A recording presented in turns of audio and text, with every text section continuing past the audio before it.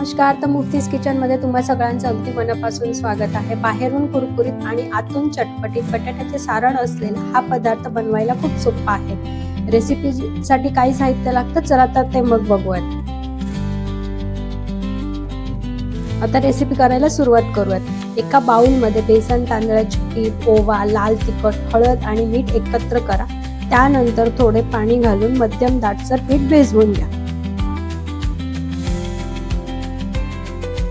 आता बटाट्याचे सारण करण्यासाठी एका कढईत थोडे तेल गरम करून त्यात जिरे, कढीपत्ता, हिरवी मिरची, आलं लसूण पेस्ट घालून व्यवस्थित परतून घ्या. त्यानंतर त्यामध्ये हळद आणि स्मॅश केलेले बटाटे मीठ टाकून मिक्स करून व्यवस्थित शेवटी लिंबाचा रस आणि कोथिंबीर टाकून गॅस बंद करून थोडा वेळ थंड होऊ द्या.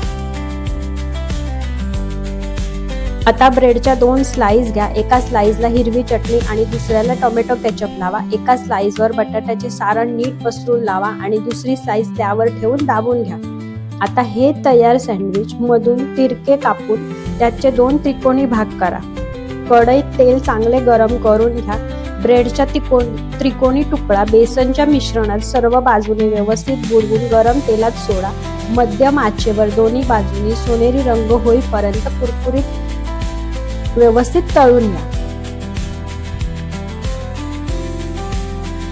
हा ब्रेड पॅटिसचा व्हिडिओ तुम्हाला कसा वाटला कमेंट मध्ये नक्की सांगा. व्हिडिओ आवडला असेल तर लाईक, शेअर आणि सबस्क्राईब करायला विसरू नका. भेटूया तसाच पुढच्या एका नवीन व्हिडिओ सोबत. तोपर्यंत धन्यवाद.